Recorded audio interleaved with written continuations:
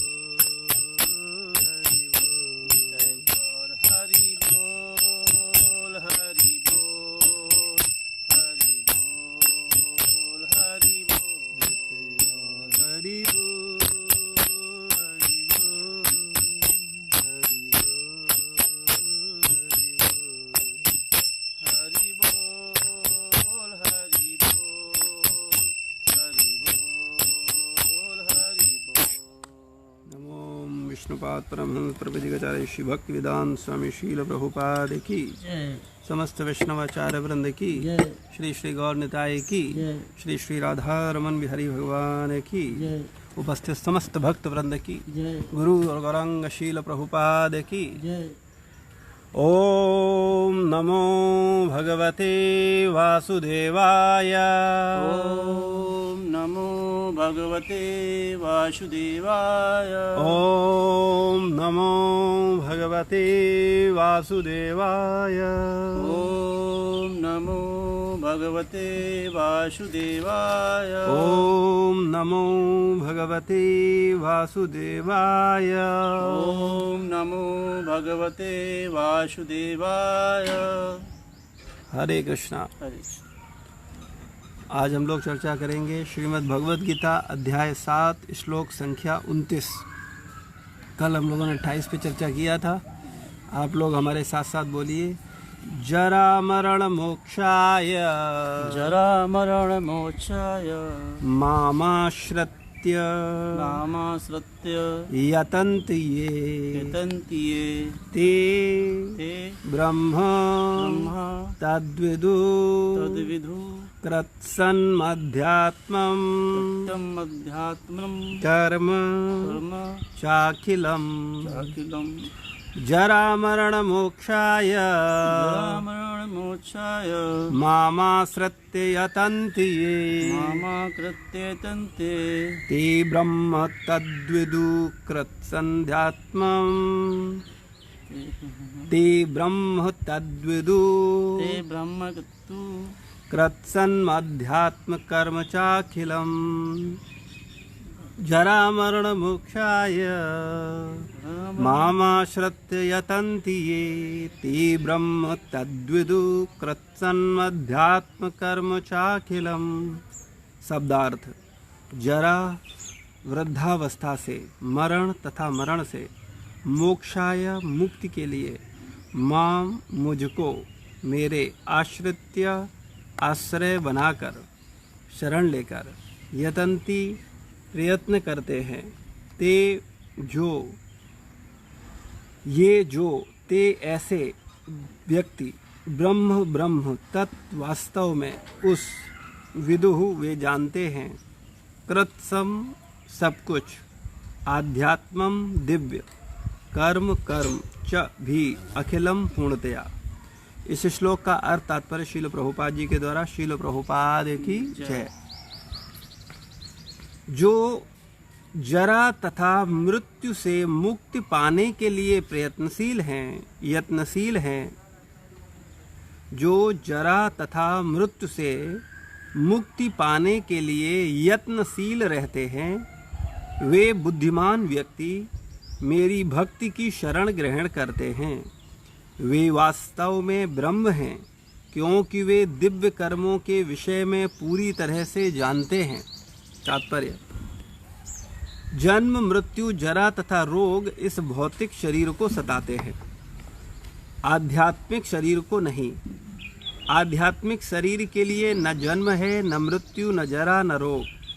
अतः जिसे आध्यात्मिक शरीर प्राप्त हो जाता है, वह भगवान का पार्षद बन जाता है और नित्य भक्ति करता है। वही मुक्त है। अहम ब्रह्मास्मि, मैं आत्मा हूँ। कहा गया है कि मनुष्य को चाहिए कि वह यह समझे कि मैं ब्रह्म या आत्मा हूँ। जीवन का यह ब्रह्म बोध ही भक्ति है। जैसा कि इस श्लोक में कहा गया है, शुद्ध भक्त ब्रह्म पद पर आसीन होते हैं और वे दिव्य कर्मों के विषय में सब कुछ जानते रहते हैं। भगवान की दिव्य सेवा में रत रहने वाले 4 प्रकार के शुद्ध भक्त हैं, जो अपने अपने लक्ष्यों को प्राप्त करते हैं और भगवत कृपा से जब वे पूर्णतया कृष्ण भावना भावित हो जाते हैं, तो परमेश्वर की संगति का लाभ उठाते हैं। किंतु देवताओं के उपासक कभी भी भगवत धाम नहीं पहुंच पाते। यहाँ तक कि अल्पज्ञ ब्रह्मभूत व्यक्ति भी कृष्ण के परम धाम गोलोक वृंदावन को प्राप्त नहीं कर पाते। केवल ऐसे व्यक्ति जो कृष्ण भावनामृत में कर्म करते हैं, माम आश्रित्य, वे ही ब्रह्म कहलाने के अधिकारी होते हैं, क्योंकि वे सचमुच ही कृष्ण धाम पहुँचने के लिए प्रयत्नशील रहते हैं। ऐसे व्यक्तियों को कृष्ण के विषय में कोई भ्रांति नहीं रहती और वे सचमुच ब्रह्म हैं। जो लोग भगवान के अर्चा स्वरूप की पूजा करने में लगे रहते हैं या भवबंधन से मुक्ति पाने के लिए निरंतर भगवान का ध्यान करते हैं, वे भी ब्रह्म अधिभूत आदि के तात्पर्य को समझते हैं, जैसा कि भगवान ने अगले अध्याय में बताया है। ओम अज्ञानतिमिरान्धस्य ज्ञानाञ्जनशलाकया चक्षुरुन्मिलितं येन तस्मै श्रीगुरुवे नमः। श्रीचैतन्यमनोभीष्टं स्थापितं येन भूतले स्वयं रूपा कदा मह्यं ददाति स्वपदान्तिकं। वन्देऽहं श्रीगुरो श्रीयुतपदकमलं श्रीगुरुन् वैष्णवांश्च श्रीरूपं साग्रजातं सहगणरघुनाथामृतं तं सजीवं सावद्वैतं सावधूतं परिजनसहितं कृष्णचैतन्यदेवं श्रीराधा कृष्णपादान् सहगणललिता श्रीविशाखान्वितांश्च। हे कृष्ण करुणा सिंधु दीनबंधु जगत्पते गोपेश गोपिका कांत राधा कांत नमोस्तुते। तप्त कांचनी गौरांगी राधे वृंदावनेश्वरी वृषभानुसुते देवी प्रणमामि हरिप्रिये। वाञ्छाकल्पतरुभ्यश्च कृपा सिन्धुवैव च पतितानां पावनेभ्यो वैष्णवेभ्यो नमो नमः। जय श्री कृष्ण चैतन्य प्रभु नित्यानंद श्री अद्वैत गदाधर श्रीवासादि गौर भक्त वृंद। हरे कृष्णा कृष्णा कृष्णा हरे हरे, हरे राम राम राम हरे हरे। नमो विष्णुपादाय कृष्णपृष्ठाय भूतले श्रीमते भक्तिवेदांत स्वामीति नामिने। नमस्ते सारस्वतदेवे गौरवाणी प्रचारिणे निर्विशेष शून्यवादी पाश्चात्य देशतारिणी। हरे कृष्णा। हरे कृष्ण। तो कल के श्लोक तथा इस जन्म में पुण्य कर्म किए हैं और जिनके पाप कर्मों का पूर्णतया उच्छेदन हो चुका होता है, वे मोह के द्वंद्वों से मुक्त हो जाते हैं और वे संकल्प पूर्वक मेरी सेवा में तत्पर रहते हैं। आज बोल रहे हैं कि जो जरा तथा मृत्यु से मुक्ति पाने के लिए यत्नशील रहते हैं, वे बुद्धिमान व्यक्ति मेरी भक्ति की शरण ग्रहण करते हैं। वे वास्तव में ब्रह्म हैं, क्योंकि वे दिव्य कर्मों के विषय में पूरी तरह से जानते हैं। वास्तविकता में जिन लोगों ने पूर्व जन्म में और इस जन्म में पुण्य कर्म किए हैं और जिनके पाप कर्मों का पूर्णतया उच्छेदन हो चुका है, वो व्यक्ति भगवान की शरण ग्रहण करता है और भगवान की सेवा में लगता है। भगवान बोल रहे हैं कि जो व्यक्ति जरा तथा मृत्यु से मुक्ति पाने के लिए प्रयत्नशील हैं, वास्तविकता में हम लोग जरा तथा मृत्यु से मुक्ति पाने के प्रति गंभीर नहीं हैं। हमको लगता है ठीक है, सब मर रहे हैं, हम भी मर जाएंगे, या हमारे को अभी तक पूरा ये विश्वास हुआ ही नहीं है कि ऐसा भी जीवन है जिसमें हमारी मृत्यु नहीं होगी और हम शाश्वत आनंदमय जीवन जी पाएंगे। तो ऐसी स्थिति हमारी आ सकती है जब हम वास्तव में अपने आप को आत्मा समझें, हम जाने कि वास्तव में हम भगवान के अंश हैं, हम शरीर नहीं, हम आत्मा हैं। और जब हम आत्मा अपने आप को जानेंगे तब हमको ये चिंता होगी कि वास्तविकता में मैं ये जन्म मृत्यु जरा व्याधि में फंस गया हूँ, और फिर हम इससे निकलने का प्रयास करेंगे। लेकिन जब तक हम इस बात को लेके गंभीर ही नहीं हैं कि वास्तव में हमको जन्म मृत्यु जरा व्याधि से बचना है, या ऐसा भी जीवन है या ऐसा भी शरीर है जिसको जन्म मृत्यु जरा व्याधि प्राप्त नहीं होती, तो चूँकि हमको ये ज्ञान नहीं है या इस ज्ञान पर पूरा विश्वास नहीं है, इसलिए हम ऐसे शाश्वत आनंदमय जीवन को प्राप्त करने के प्रति पूर्ण गंभीर नहीं हो पाते, क्योंकि हमारा विश्वास नहीं है। जब किसी को वास्तविकता में इस बात पर विश्वास हो कि वास्तव में वो आत्मा है और ऐसा सच्चित आनंदमय शरीर हमको प्राप्त हो सकता है, तब व्यक्ति वास्तविकता में गंभीर होगा। तो भगवान बोल रहे हैं कि जो जरा तथा मृत्यु से मुक्त पाने के लिए यत्नशील हैं, जो लोग, जो भक्त जन्म, जो व्यक्ति मृत्यु और जरा से मुक्ति, इनसे मुक्ति पाना चाहते हैं और उनको पाने के लिए प्रयास कर रहे हैं, भगवान बोलते हैं वे बुद्धिमान व्यक्ति मेरी भक्ति की शरण ग्रहण करते हैं। ऐसे लोग जो वास्तव में बुढ़ापा तथा मृत्यु से बचना चाहते हैं, वो भगवान की शरण ग्रहण करेंगे। और जिनको आध्यात्मिक जीवन का ज्ञान नहीं है, जो जान नहीं रहे हैं वास्तविकता में वो आत्मा है, जो केवल शरीर मान रहे हैं और शरीर से जुड़े हुए संबंधों को ही सब कुछ मान रहे हैं, ऐसे लोग निश्चित रूप से भगवान की भक्ति के प्रति गंभीर नहीं होंगे।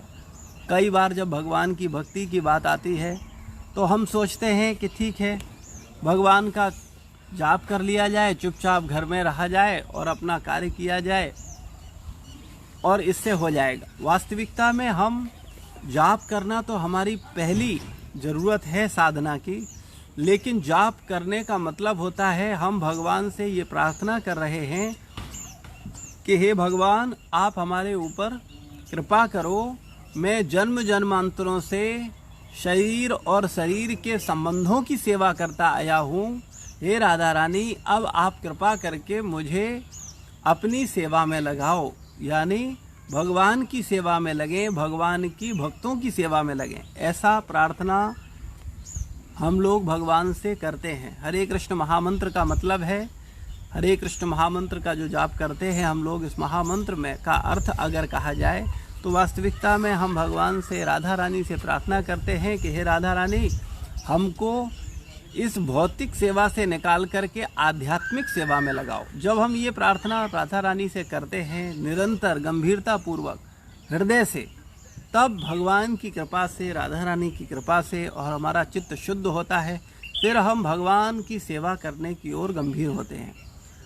जब भगवान की सेवा करने के लिए गंभीर होते हैं, फिर हम भगवान के भक्तों के निर्देशन में सेवा करते हैं।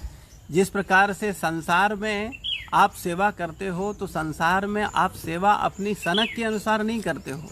संसार में चाहे पत्नी की सेवा करो, चाहे बच्चों की सेवा करो, चाहे स्वयं के शरीर की सेवा करो, या अपने माँ बाप की सेवा करो, या अपने पड़ोसी की सेवा करो, संसार की सेवा जब भी करते हो तो जिसकी सेवा करते हो उसकी खुशी और उसके दुख को देख करके सेवा करते हो। ऐसा नहीं है अपने आप को सनक सेवा करनी है, तो ऐसी सेवा नहीं है। मूर्खतावश हम आध्यात्मिक जीवन में ऐसी ही सेवाएं करते हैं। भौतिक जीवन में तो हम सामने वाले की प्रसन्नता को देखकर सेवा करते हैं और आध्यात्मिक जीवन में सनक के अनुसार सेवा करते हैं। तो भौतिक जीवन हमारा सांसारिक आसक्तियां, सांसारिक अटैचमेंट हम लोगों को हो जाती है, क्योंकि वहाँ पर हम वैज्ञानिक ढंग से साधना करते हैं या वैज्ञानिक ढंग से भक्ति करते हैं संसार की। और जब भगवान की भक्ति की बात आती है, तब जिसका जो मन आता है वो करता है।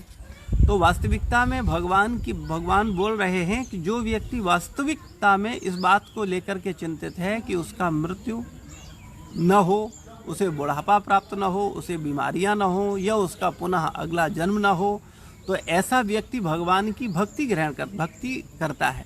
और भक्ति का मतलब है वो भगवान की इच्छा के अनुसार सेवा करता है। भगवान क्या चाहते हैं उसके अनुसार सेवा करता है। ऐसा नहीं कि वो क्या चाहता है हम लोगों की समस्या ये है कि हम सत्संग सुनते हैं, सुनने के बाद में सत्संग का जितना भी हम अपने पात्रता के अनुसार, भावना के अनुसार उतना ही अपने अंदर ले जा पाते हैं, और जितना अपनी पात्रता के अनुसार अंदर ले जा पाते हैं उसी के अनुरूप कुछ कार्य करते हैं। और वह इस कार्य को करने पर एक सबसे बड़ी भूल हमारे अंदर आ जाती है कि हम मिथ्या अहंकार बस जितना कर रहे हैं उसी को सबसे श्रेष्ठ मान लेते हैं, और इसीलिए एक भक्त का दूसरे भक्त से मतभेद शुरू हो जाता है। क्योंकि एक व्यक्ति सोचता है कि वो कर रहा है वो सेवा सही है, दूसरा कर रहा है वो सेवा सही है।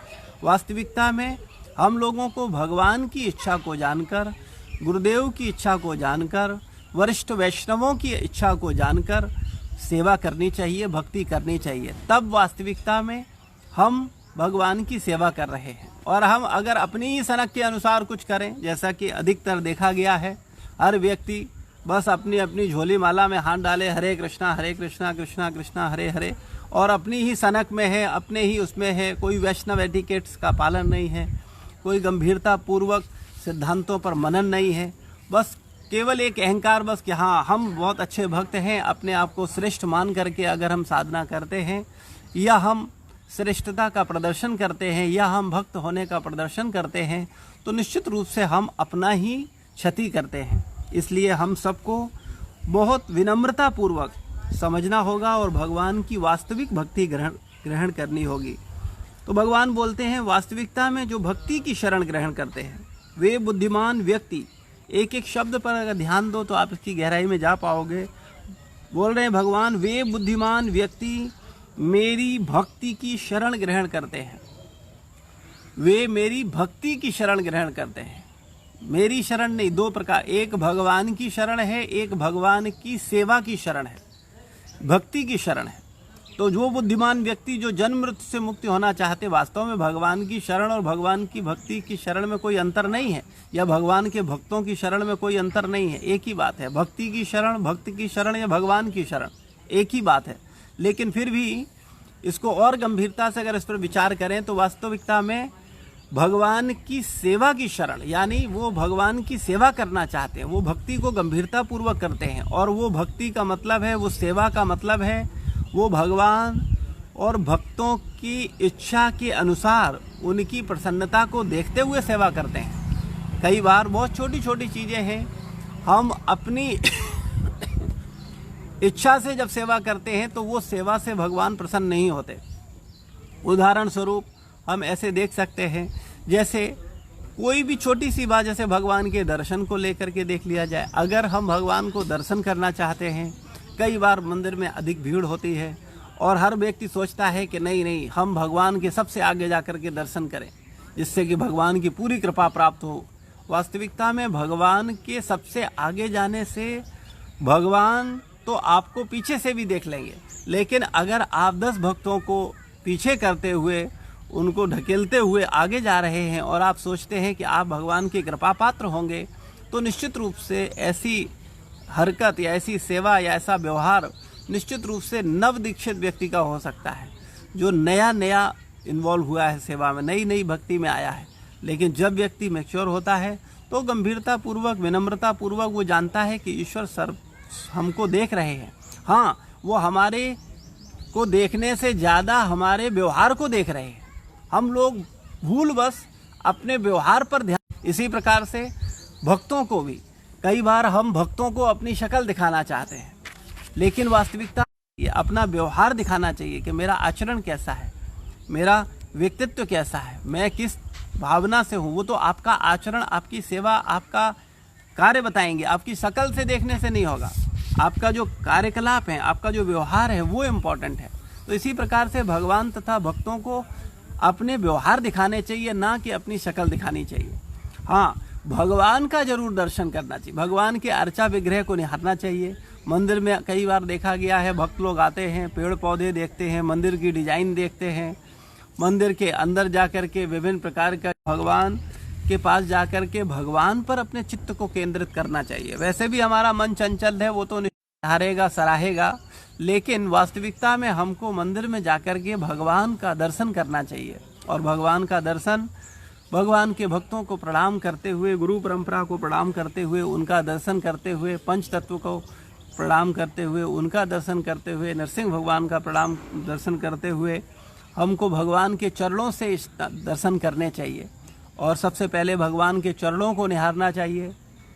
चरणों के बाद उनके धीरे धीरे धीरे धीरे उनके नाभि कमल पर, नाभि कमल के बाद उनके वक्ष स्थल पर, वक्ष स्थल के बाद भगवान के मुखमंडल को हमें को निहारना चाहिए। इस प्रकार से क्रमबद्ध तरीके से धीरे धीरे अपनी नज़रों को भगवान के सुंदर अर्चा विग्रह पर अपनी नज़रों को शुद्ध करना चाहिए, अपने नेत्रों को पवित्र करना चाहिए। इसलिए मंदिर में आकर के हमको कम से कम 10-5 मिनट शांत होकर के ध्यान पूर्वक भगवान को निहारना चाहिए, भगवान को देखना चाहिए और भगवान से हृदय से प्रार्थना करनी चाहिए कि हे भगवान, आप सब कुछ जानने वाले हो, आप हमारे हृदय में विराजमान हो, आप हमारी अच्छाई बुराई सबको जानते हो, हमारे ऊपर आप कृपा करो और हमें अपनी सेवा में लगाओ, हमें अपने भक्तों की सेवा में लगाओ।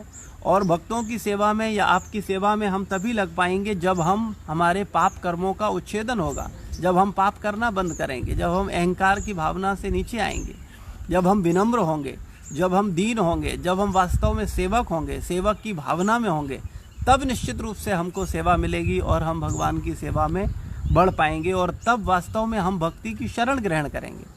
भक्ति का मतलब ये नहीं है अपनी सनक के अनुसार कुछ भी किया, 2 आरतियाँ करी, 2 चालीसा पढ़े, मोटा सा तिलक लगाया और उसके बाद बाहर जाकर के हम दिखा रहे हैं कि हम भक्त हैं।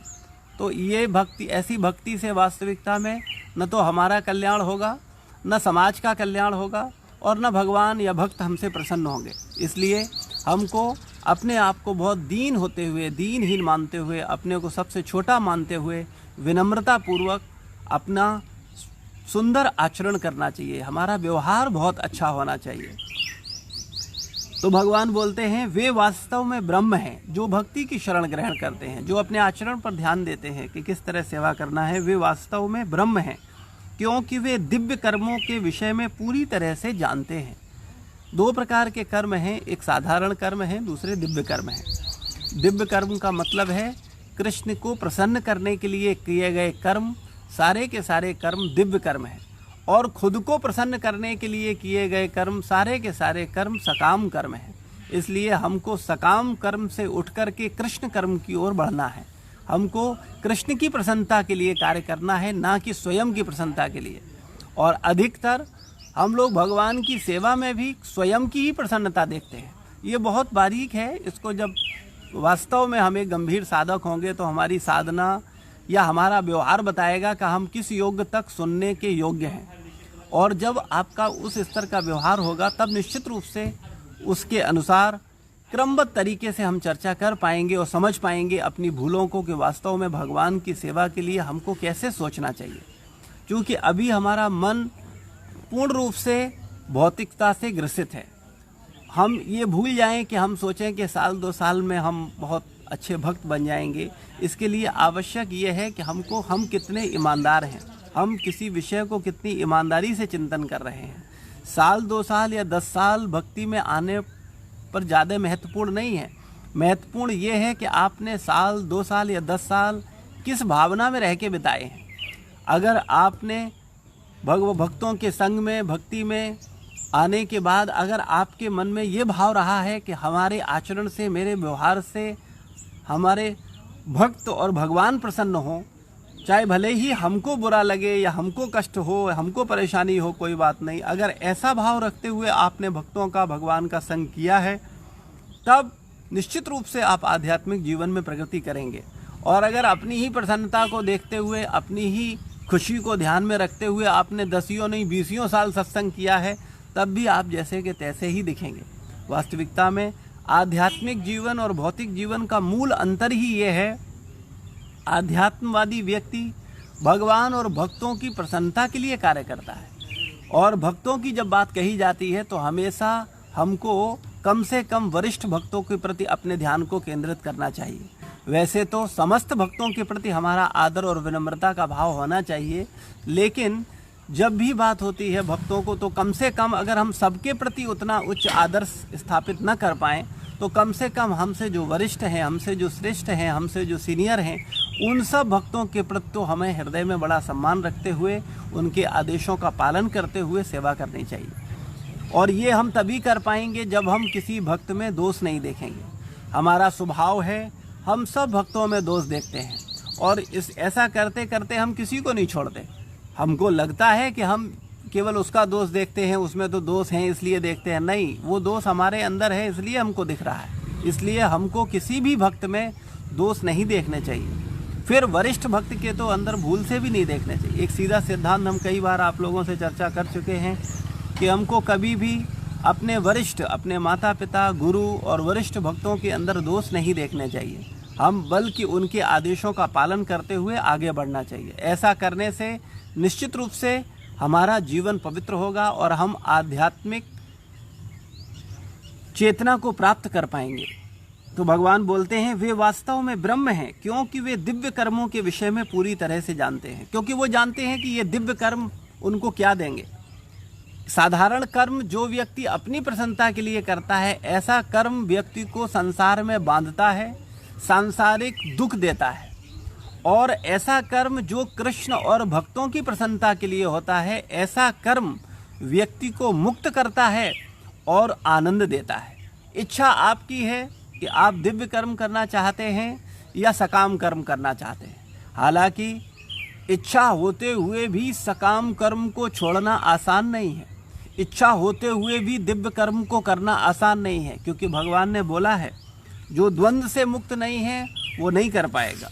और द्वंद्व से मुक्त होने के लिए क्या कहा भगवान ने कि उसको पाप कर्म बंद करने पड़ेंगे और पुण्यात्मा बनना पड़ेगा। पूरा वैज्ञानिक, पूरा एक एक श्लोक दूसरे श्लोक से बड़ा गहराई से संबंधित है। अगर हम इसको गंभीरता पूर्वक देखें तो हम समझ पाएंगे भगवान किस तरीके से, क्रमबद्ध तरीके से हमको समझा रहे हैं कि जब तक हम इच्छा तथा घृणा में हैं तब तक हम मोहग्रस्त रहेंगे, हम भ्रम में रहेंगे, हम ये जान ही नहीं पाएंगे कि हम शरीर नहीं आत्मा है। इसलिए पहला हमको इस मोह से निकलना है। कौन से मोह से?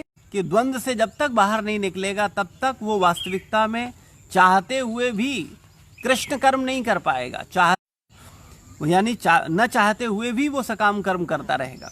इसलिए भगवान ने बोला कि जिन लोगों ने पूर्व जन्मों में तथा इस जन्म में पुण्य कर्म किए हैं, अगर गंभीरता पूर्वक अपनी एक डायरी बनाओ, अभी जब से आप पैदा हुए हो और अभी तक, कि एक पेज पर अपने द्वारा पुण्य कर्म लिखो और एक पेज पर पाप कर्म लिखो, और पुण्य कर्म की परिभाषा समझ लो और पाप कर्म की परिभाषा समझ लो, जिससे कि आपको लिखने में बड़ी आसानी हो जाएगी।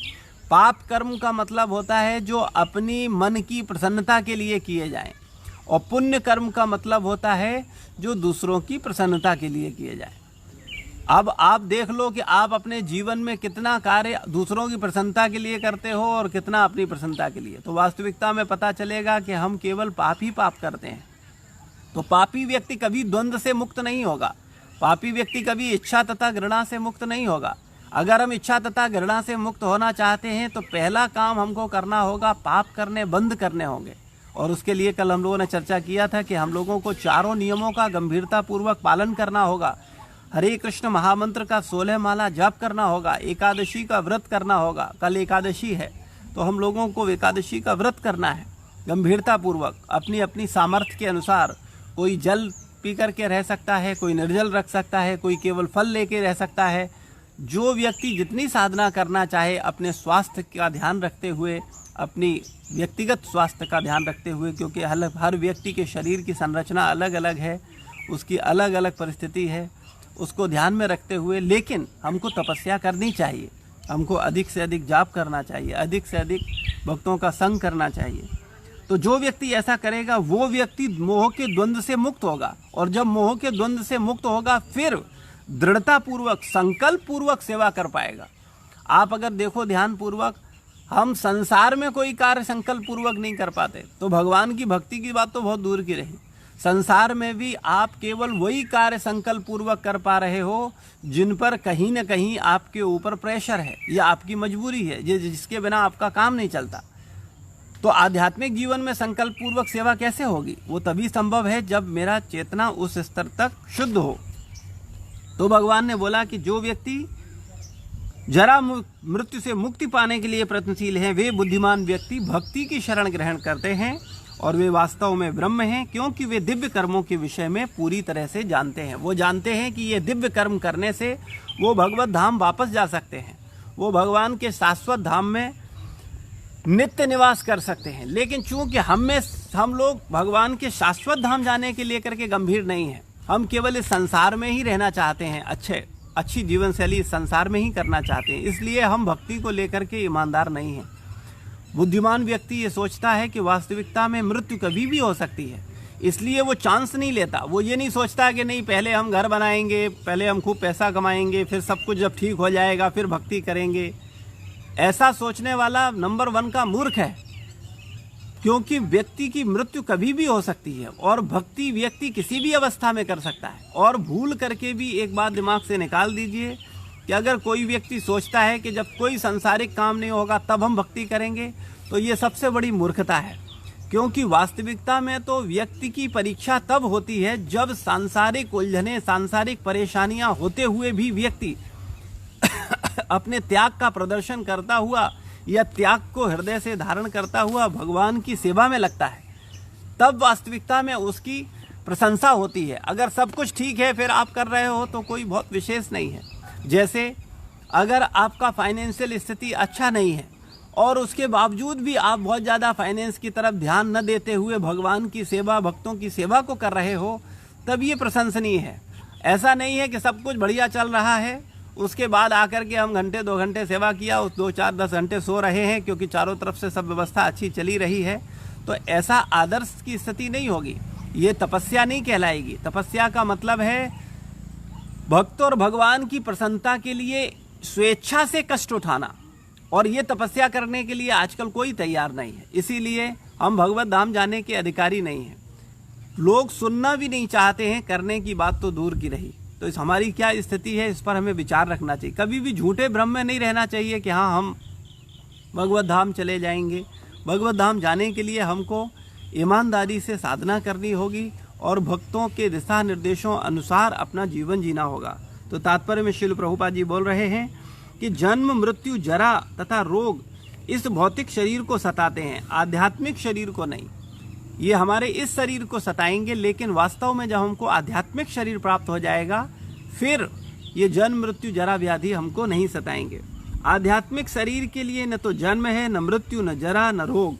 अतः जिसे आध्यात्मिक शरीर प्राप्त हो चुका है या हो जाता है, वह भगवान का पार्षद बन जाता है और नित्य भक्ति करता है। जो व्यक्ति वास्तव में भगवान का पार्षद बन जाएगा, जब वो आध्यात्मिक शरीर को प्राप्त कर लेगा, फिर वो नित्य भक्ति करेगा। केवल उसका एक ही कार्य होगा, भगवान की सेवा। और हम लोगों को अगर आज भगवान की सेवा ही एक कार्य दे दिया जाए तो ऊब करके खड़े हो जाएंगे बाहर। हम लोग तो केवल 1-2 घंटे के लिए मनोरंजन करने आते हैं मंदिर में या भक्तों के संग में। अगर हमको सुबह से शाम तक केवल सेवा करवाई जाए और हम सेवा में आनंद लेने वाला भाव होगा, तभी हम सेवा कर सकते हैं, तभी हम भक्तों के संग में रह सकते हैं। अदरवाइज कई बार देखा गया है कि लोग भक्तों के संग में रहने के बावजूद दुखी रहते हैं, भक्तों के संग में रहने के बावजूद राजनीति करते हैं, भक्तों के संग में रहने पर भी लोग कुंठित होते हैं, एक दूसरे से ईर्ष्या करते हैं। तो ये सारी भावनाएं हमारे अंदर इसलिए जन्म लेती हैं क्योंकि हम भक्ति को सही तरीके से समझते नहीं हैं और उसको सही रूप से अपने जीवन में उतारते नहीं हैं। तो नित्य भक्ति करता है। फिर जब हम आध्यात्मिक शरीर को प्राप्त कर लेंगे, फिर नित्य भक्ति, एक ही कार्य होगा हमारा, भगवान की सेवा, यानी भगवान की प्रसन्नता। अपनी प्रसन्नता के लिए टाइम नहीं होगा सोचने का कि हाँ हमको तो खुशी ही मिलेगी भगवान की सेवा में। इसलिए ऐसा भावना अपने अंदर डेवलप करना कि केवल हमें भगवान तथा भक्तों की सेवा करने में सुख मिले। हम लोग कई बार सेवा करने में सुख नहीं ढूंढते, हम सेवा का फिर जो प्रतिफल मिले उसमें सुख ढूंढते हैं। जैसे हमने कोई भी सेवा किया, कोई भी, चाहे वो शारीरिक हो, चाहे आर्थिक हो, चाहे किसी भी प्रकार करते हैं, तो हम चाहते हैं कि फिर हमको थोड़ा सा प्रोत्साहन मिले, हमारी कोई तारीफ करे, हमारा गुणगान हो, हमको वाहवाही मिले। तो ऐसे लोग कभी सेवा में स्थिर नहीं रह सकते, क्योंकि उनके मन के अनुसार उनकी प्रशंसा कभी नहीं होगी। और जब उनके मन के अनुसार उनकी प्रशंसा नहीं होगी तो अपने वो वास्तविक स्वरूप में आ जाएंगे। जैसे कि आप देख रहे हो अभी रामचरितमानस रामायण का जो सीरियल चल रहा है उसमें एक असुर आता है कालनेमी, है ना। कालनेमी क्या करता है, वो एक साधु का वेश रखता है और साधु का वेश रखता है लेकिन साधु होता नहीं है, लेकिन उसका स्वरूप प्रकट हो जाता है। और जैसे ही वो हनुमान जी बोलते हैं कि मैं जान लिया है, तो बोला जान लिया तो देखो मैं ये हूँ। तो ऐसे ही स्थिति हमारी है, हम लोग साधु बनते हैं लेकिन वास्तविकता में हृदय से कालनेमी ही हैं। जैसे ही हमारा असलियत सामने आता है हम अपने स्वरूप में आ जाते हैं, देखो मैं यही हूँ, वास्तविकता में यही हूँ। तो इसलिए हम सबको बहुत शुद्ध हृदय से भगवान का सेवा करना चाहिए और ये तभी संभव है जब हम भक्त और भगवान की प्रसन्नता के लिए कार्य करें और ऐसी मनोदशा रखेंगे तभी हम भक्तों के संग भी कर पाएंगे, वरना ज़्यादा समय तक हम भक्तों का संग भी नहीं कर पाएंगे। क्योंकि कोई व्यक्ति अगर अपनी प्रसन्नता सोचेगा और उसकी प्रसन्नता के अनुसार जब उसके साथ व्यवहार नहीं होगा तो उसको बुरा लगेगा और वो भक्तों का संग छोड़ करके बाहर चला जाएगा। तो ऐसी चेतना होने पर वो सांसारिक चेतना में और जन्म मृत्यु जरा व्याधि में पुनः वापस जाएगा। इसलिए भक्तों को कभी भी प्रशंसा की इच्छा नहीं करनी चाहिए। भक्तों को कभी ये नहीं सोचना चाहिए कि उनकी प्रशंसा हो या उनकी कोई तारीफ करे या उनको कोई अच्छा करे। भक्तों को केवल अपनी सेवा पर ध्यान देना चाहिए और सेवा में आनंद लेना चाहिए। वो जो सेवा करें उस सेवा को करके आनंद लेना चाहिए, ना कि सेवा के बदले कुछ और चाह करके आनंद की इच्छा करनी चाहिए।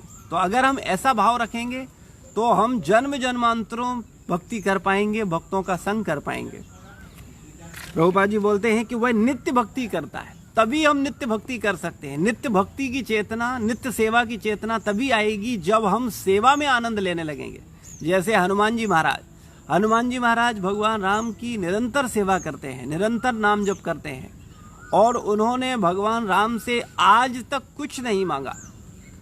कभी वो ये नहीं सोचते कि हमने इतनी सेवा की है प्रभु, इतने कल्प हो गए, इतने करोड़ों साल हो गए, इतने हजारों वर्ष हो गए, हमको अब तो कुछ मिलना चाहिए ना। नहीं, हनुमान जी केवल सेवा के बदले क्या चाहते हैं, सेवा चाहते हैं। ये बहुत ऊंचा मनोभाव है। ऐसा मनोभाव जिस व्यक्ति को प्राप्त हो जाता है वास्तविकता में उसका जीवन सफल हो जाता है, वो व्यक्ति वास्तविक सुखी हो जाएगा। लेकिन ऐसे मनोभाव को प्राप्त करने के लिए हमको बड़े अनर्थों से भिड़ना होगा, बड़े अनर्थों को जीतना होगा। विशेष रूप से सबसे बड़ा अनर्थ जो दूसरों में दोष देखने का है, उससे हमें बिल्कुल बाहर निकलना चाहिए। तो वही मुक्त है। अहम ब्रह्मास्मि, मैं आत्मा हूँ। कहा गया है कि मनुष्य को चाहिए कि वह यह समझे कि मैं ब्रह्म या आत्मा हूँ। जीवन का यह ब्रह्म बोध ही भक्ति है। जैसा कि इस श्लोक में कहा गया है, शुद्ध भक्त ब्रह्म पद पर आसीन होते हैं और वो दिव्य कर्मों के विषय में सब कुछ जानते रहते हैं। वास्तविकता में चूंकि शुद्ध भक्त दिव्य पद पर आसीन होता है, इसलिए वो जानता है कि सेवा में ही आनंद है, सेवा के प्रतिफल में आनंद नहीं है। भले ही प्रतिफल मिल जाए अच्छी बात है, लेकिन प्रतिफल सोच करके जो व्यक्ति सेवा कर रहा है वो सेवा कर ही नहीं सकता, क्योंकि जब उसके मन के अनुसार कार्य नहीं होगा उसका सेवा छूट जाएगा। इसलिए हम सबको बहुत गंभीरता पूर्वक इस पर विचार करना चाहिए। भगवान की दिव्य सेवा में रत रहने वाले चार प्रकार